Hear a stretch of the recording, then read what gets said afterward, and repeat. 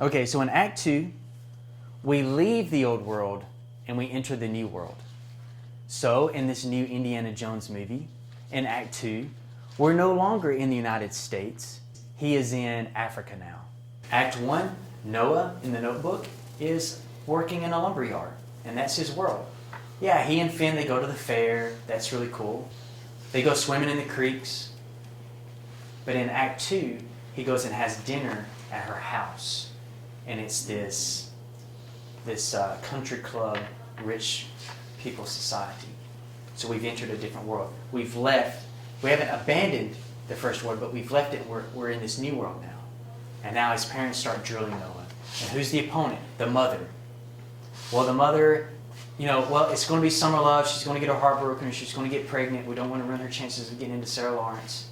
So we kind of see an idea of why, and that's one, I don't know if I told the last class this or your class, but you never reveal the opponent completely in the beginning. You give us tidbits, you give us understandings, and then in the end you can completely reveal why the opponent is the opponent that he or she is. You don't tell us all up front. So the mother is against him because he might get in the way of her fulfilling her dreams and all that. And then as the movie gets deeper, you realize that it's a money issue. You're about to marry and go off with this guy you barely know who works in a lumber yard for 10 cents an hour. Or you can go to college at Sarah Lawrence and meet a guy like Lon who owns Hammond Cotton, and they even have a room in their office dedicated to the stock market. Her mother's like, and back then, in the 50s in the Old South, the social class structure was much more defined than it is here in our time period. So then at the very, very end of the movie, at the very, very end, you find out that she almost ran off with a guy that was from the mill. And she's so glad she did it. But at the same time, she wonders what would that love have looked like, because they were really, really in love, and the guy that she ended up marrying was more of a class arrangement. So she has mixed feelings. I understand, she starts crying. I understand why you're in love with Noah, but I know why I didn't marry the guy that I was in love with who was from the mill. And so she's torn, but and she starts crying and she apologizes for what she did. And then we really see why the opponent is the way she is. But we weren't told all that up front, you see. In Act 2, your subplot carries the film. In the Notebook, he meets Allie and he starts pursuing her, right? But then they get separated in Act 2. And the second subplot, not the second subplot, the subplot itself is him building that house. So in Act 1, he takes her to the house and he says, one day, I'm going to restore this 1775 mansion. Well, then in Act 2, when they get separated, he starts building that house. And it's kind of like one of these little magical goals. I've got it in my head. I believe that if I can just get this house built, she will come back into my life. So we're rooting for him. So that's the subplot, right? So your subplot carries Act 2. So you really start focusing on that story. We see Noah going to Charleston to get the building plans, and he sees Allie, right? We see him back at the plantation, and he's tearing the house down and rebuilding it. And then he gets drunk and thinks about burning the house down when he finds out that she's engaged. All these people come and they want to buy it. And he knows this, deep down he believes it might be over between him and Allie, but he can't afford, he can't bring himself to sell the house, right? Even though all these people are offering. And then somebody shows up, and to bring in some comic relief, they show up and they offer him too much, so he chases them off his yard with a shotgun, right? So then we get to laugh a little bit, and we get to, things aren't so intense. We can relax some, right? Screenwriters do that for a reason. Between pages 30 and 35, you need to show that everybody's having a good time. Okay, so in Bruce Almighty with Jim Carrey, he's having fun being God, right? He brings the moon really close to his house. I think he just makes all these great things happen for himself. So in Forrest Gump, what are some things that he's doing? Well, he's enjoying life with Jenny, right? So everybody's having a good time.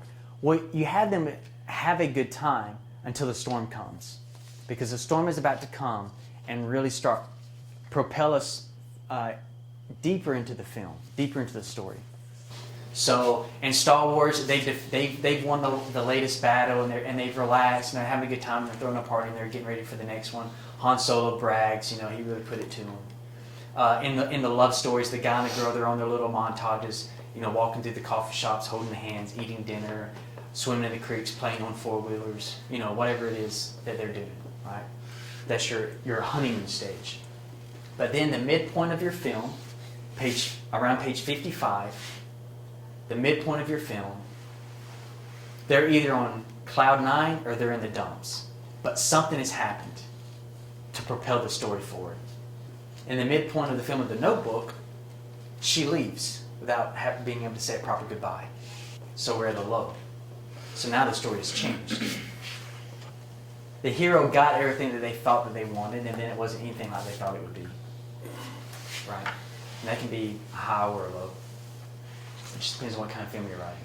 So through this journey, somewhere between 55 and 75, page 55 and 75, the demons regroup. In other words, the forces, you know, the opponent got the protagonist to do what they wanted, and but your protagonist is working through a way to still accomplish his goal. We don't midway. We're somewhere between 55 and 75. That's a range. Page 55 and 75. This is after the midpoint, right after the midpoint. But the demons regroup for another assault. Let's go back to The Notebook for an instance. Her first assault was at the dinner table, and she says, "Well, Noah, how much do you make an hour? Okay. Well, what will you do when the summer comes?" And she goes to Sarah Lawson, "You have to stay here." So it's very subtle. And then the dad, here's the conflict. The dad says, "Can't two people just have a good time without us bringing in the Spanish Inquisition?" You know. And she goes, "Okay, my lips are sealed." So it's really subtle. But then when they see that she stayed out all night with him and hasn't got back home till 2 a.m., then she launches on this assault. She pulls her aside and she says, "He's white trash. He's going to get you pregnant. Did he rape you?" You can hear that in the background. She's like, "No, he didn't rape me."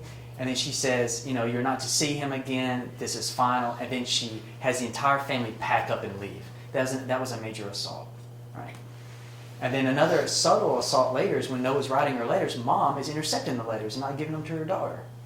So you see the opponent is constantly there attacking and getting in the way. And then the final assault is when you think it's his final assault at first, but you don't find out till later it's more subtle. But that's when Allie and Noah are reunited and the mother shows up at the house to interrupt it. And Noah is gone fishing, and the mother takes Allie and she says, "I want to show you something." That's when Noah and Allie and her mother go to the mill, and she says, "You see that guy there? I was once in love too, and I almost ran around with him."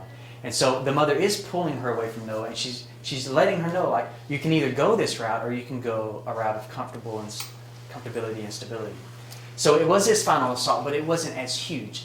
The huge assault in the final act is the mother pulling her away, Lon coming into town to take his fiancée back, and then Allie's internal conflict is that no matter what happens, someone's going to get hurt. So all these different adversaries throughout the entire film come together for this huge launch, this huge attack. So it wasn't just Allie's mother now. Now it's everything. That's your third act. So in your third act, you got the really huge force.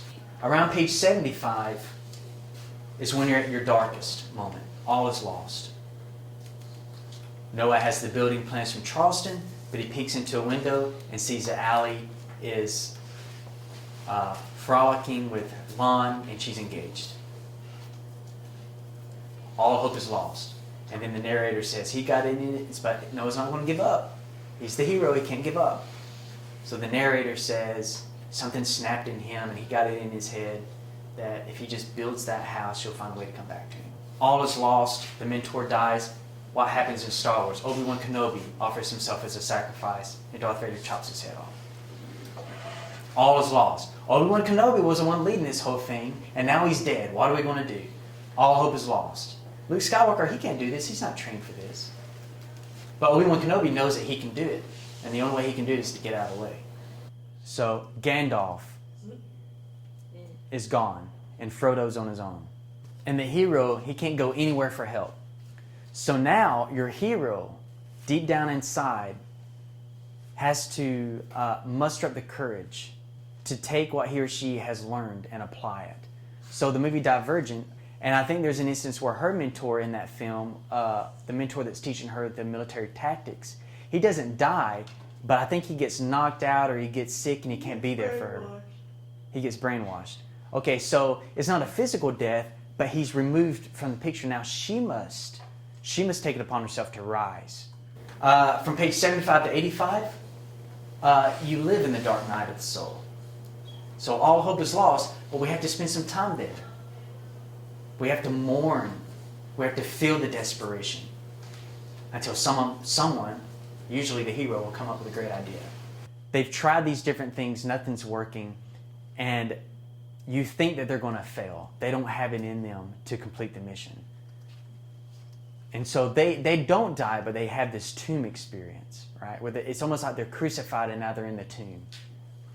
And the dark night of the soul is those 3 days in the tomb, and then you're going to rise, right? Sunday comes. So what is the desperation in the notebook? Well, he builds the house. She still doesn't show up. He puts it on the market. She still doesn't show up. He has these buyers that are willing to pay him twice the amount that it's worth. He doesn't want to sell it. He even chases some of them off with a shotgun, which is a bit of a comic relief. So we live in this period of dark night with him. He gets drunk, thinks about burning the house down, right? But then, what happens? Well, Allie is getting dressed for her wedding, and they see a newspaper clipping of Noah with his picture being made in front of the house that he built. And she faints, and suddenly they're thrown back together. So the hero, at the end of the dark night of the soul, he pulls out something happens where something comes out of him where he's able to rise. So what is it? Well, the news that we have the blueprint of the Death Star and that Princess Leia is going to be helping and Han Solo is also going to be helping, it gives Luke Skywalker this inspiration to step up and go for it. There's actually some hope. We don't need Obi-Wan Kenobi. We can actually destroy the Death Star by putting our X-Wing fighters, to go after the Death Star. And what happens toward the end, Luke is flying and then Obi-Wan says, don't use the technology. Use the Force. And he's echoing in his head, right? And then so Luke Skywalker ends up saving the day, right? Because the mentor's dead. So